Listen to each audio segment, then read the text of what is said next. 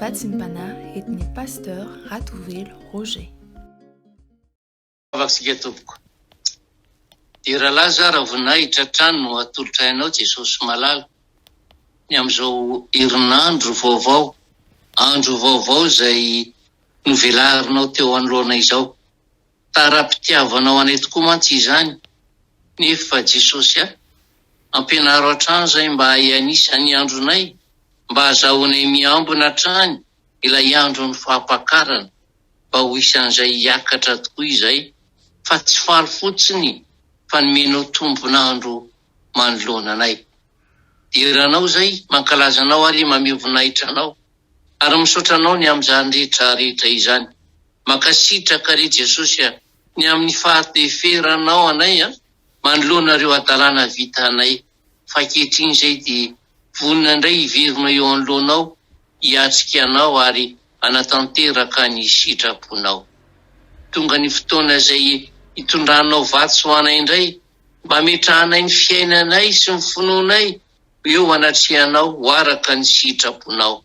Ka tanterao ny teninao foana Jesosy, fa ndefa ny teniko aho hanasitra anazy, ka izay rehetra endrikendrika aretina aminay tsirairay aby, na amin'ny lafinina na amin'ny lafinina, dia anehoanao fa Andriamanitra fitiavana ianao ka amerina anay amin'ny laony indray amin'izay rehetra fiainanay.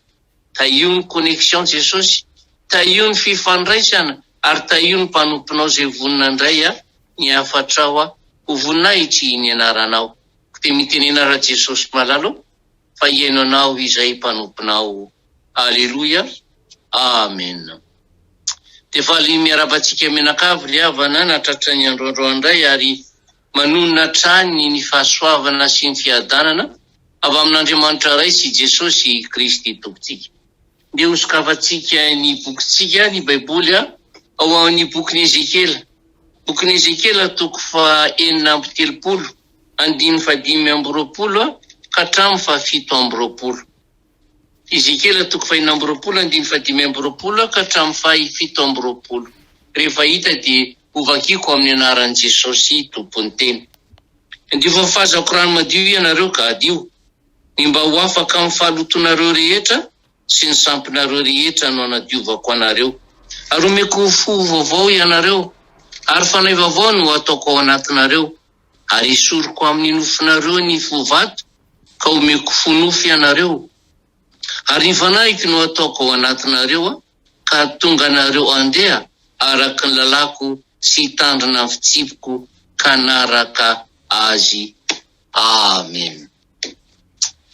Tsy fantatro ianao izay miaino izao vatsy izao ry havana na aiza misy anao, ary na inona ny zavatra andalovanao ankehitriny, ary tsy fantatro ihany koa ny tena fahatsapanao an'Andriamanitra. Fa raha izao manokana dia tena resy lahatra tanteraka ny tenako amin'ny fitiavan'Andriamanitra, ny fitiavan'i Jesosy, ny toepon'Andriamanitra sy ny toepon'i Jesosy. Satria izao angeno nanoty, isika izao angeno ny latsaka tao anaty fahalotony, ary raha ny tena marina dia isika ihany no nangadiny lavaka ilatsantsika, satria safiditsika ny hanompo sampy, ary tsy Andriamanitra mihitsy no aniraka antsika ilona ao anaty fahavetavetana na andainga, na no zavatra tsy araka ny sitrapony, nefa dia ahoana no zava miseho. Fa toy izao no nitiavan'Andriamanitra izao tontolo izao, nomeny zaran'ilay tokana mba tsy ho very izay rehetra mino azy, fa anana fiainana mandrakizay. Ary izay no mampanontany tena lalandava ry havana hoe, ireny adalana marobe vitako ireny ve dia mbola tian'Andriamanitra ihany aho, ary mbola nomeny solo vona ihany ve ny zanan'ilay tokana? Eny ry havana, eny, satria nafana dia nafana loatra ny fitiavan'Andriamanitra antsika.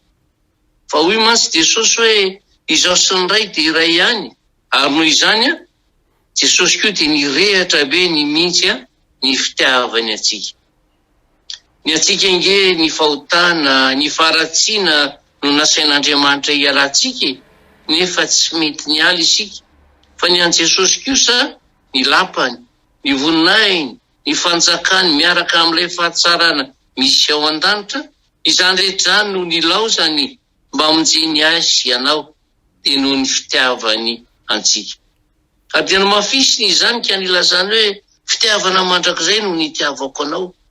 Ary manoloana izany fitiavana maritra izany dia Jesosy tenany mihitsy no manao hetsika mba hiverena antsika zanany. Isika ilay efa novidiny ho aminy indray, ary dia manao ny fomba rehetra hanafahana antsika amin'ny faharatsiana. Ny fahavetavetany isan-karazany izay iainantsika lalandava izy. Ary izay no mahatonga azy manao hetsika nadio antsika. Ka dio fafazako rano madio ianareo izy, ka adio mba ho afaka amin'ny fahalotonareo, ary omeko fo vaovao ianareo, ary fanahy vaovao no ataoko ao anatinareo. Izany hoe esorin'Andriamanitra eo amin'ny vahoaka ny Besiasy ny fovato, ary miezaka izy mba hanafaka ny olona tahaka azy, ary dia nomeny fanahy vaovao. Raha sorina izany dia tena lasa olona vaovao, efa lasa tokoa mantsy ny zavatra taloha. Izany ingery havana dia asan'Andriamanitra hanaporofony antsika fa isika rehetra izay mitady hisaraka aminy, dia izy tenany mihitsy no manao ny fomba rehetra mba hiverena antsika eo aminy. Ary dia mbola porofom-pitiavana izany, fitiavana tsy mba misy latsa, na fanesoana eo amin'izay toerana mahampanotany olona izay, fa tena antsa sy alahelanao mihitsy, satria tsy mba izao lalana izoran'ny olona ho any amin'ny faharatsiana izao no nomanin'Andriamanitra ho azy, fa ny lalan'ny fiadanana. Ary raha maha-Andriamanitra fitiavana azy, Andriamanitra faharo azy, dia hoy izy hoe ho fafazako rano ianareo izy mba adio. Ary izay no fomba hitarita'Andriamanitra ny olony ho eo aminy mandrakariva. Izany ry havana dia tandindo ny batisa. Ny batisa masy dia mariky ny fidiovana izay ataon'Andriamanitra amin'ny olona avy amin'ny fahalotona ka sasany. Dioviny ary tezainy ao amin'ny fiangonana mba handreha sy iainy ten'Andriamanitra madio sy marina, ary indrindra akatoy ny sitrapon'Andriamanitra. Ny fiangonana tokoa mantsy dia fiantson'Andriamanitra ny mpanota ho eo aminy, satria ao amin'ny fiangonana ihany no mafazana amin'ny teny madio sy marina, ary ao no anehoan'Andriamanitra ny fitahirizany olony izay efa novonjeny sy nodioviny. Indrisy anefa fa firifiry ny olona efa nandray izany sakramenta amin'ny batisa izany no tsy mahita intsony ny varavaran'ny fiangonana, tsy fantany intsony ny lalana makany, tsy tsapany akory fa misy fanovana lehibe ange natolotry ny tompo hoe azy, fa fanovan'ny jetilisa ihany no ataony.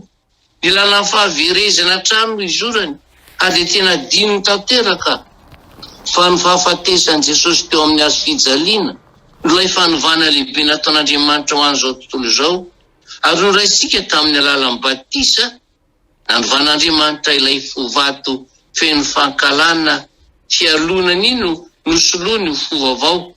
Fo mora mandefitra, mora mandray sy mankatoy ny sitrapon'Andriamanitra, fo mora lonaky ny tenin'Andriamanitra, fo misy fahalemem-panahy, ary dia napetrany ao anatsika ny fanahy vaovao, ka afaka manatanteraka ny sitrapony isika. Fa natanterahana tsy misy faneriterena intsony, fa tena vokatry ny fitiavana sy ny finoana azy Andriamanitra. Ry hava-malalo amin'ny tompo, efa novan'Andriamanitra ny fonao sy ny fanahinao. Tsy ny fanahin'ny Satana intsony no ao, fa efa ny fanahin'Andriamanitra no efa mibahana sy mitoetra ao anatinao.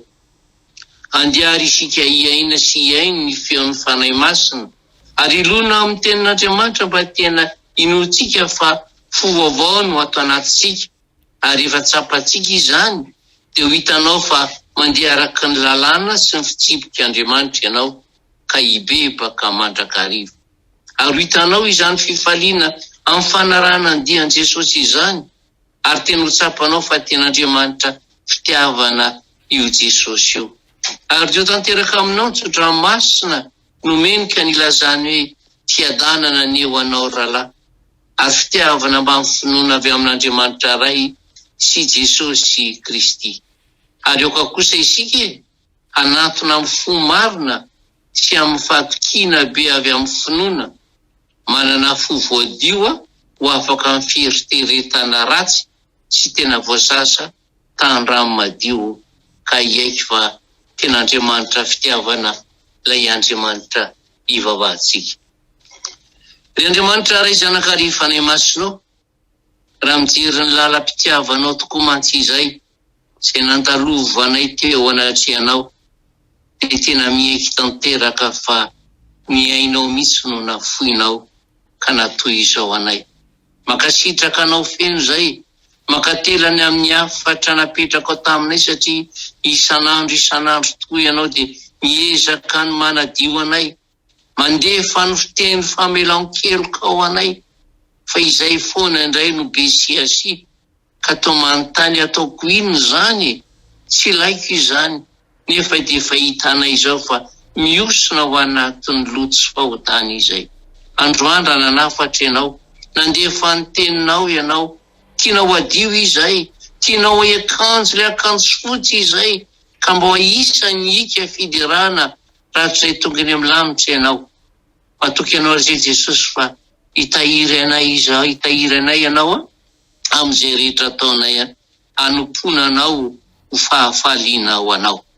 Mametraka an'reto vahoaka anao eo am-pelantananao ary ka raha andeha hamakivaky ny tontolo andro amin'izao andro vaharoa amin'ny andro herinandro zao dia anehoanao ny fitiavanao tokoa izy, anehoanao ny fahasoavanao tokoa izy, ka hitenenanao anazy hatrany fa tsy hamakivaky irery ny lalany, satria ny fiadiana entin'ny Satana hamelezana azy dia tsy ho ambinina mandrakizay. Dia misaotra betsaka Jesosy, jereo taio zay ataon'ny tanany, taio zay ataon'ny tongony, taio zay eritreretany Jesosy mba ho feno fahatsarana avy amin'ny anaranao masina, ka nionao fa Andriamanitra fitiavana ianao. Amarinao amin'ny tsirairay aby ankehitriny tondranao masina Jesosy, ka hitenenanao indray androany tsy hita ianao ka hiaro anao, ampamirapiratra ny tavako aminao ary hita ny tananao mandrakizay, dia le tanam-pitiavana ka naiza leanao za ombanao mandrakariva ambara-pahatonga amin'ny fataperan'izao tontolo izao. Atolotrainao ny dera sy ny anjara voninahitra Jesosy, fa ny fahatsarany, ny fahasoavany, ny fitahiny ameo anay tsirairay aby izay matoky anao, ka ino anao foana fa Andriamanitra fitiavana ianao. Misaotra Jesosy io, ny anaranao feno nametrahana izany vavaka izany. Aleluia, amen.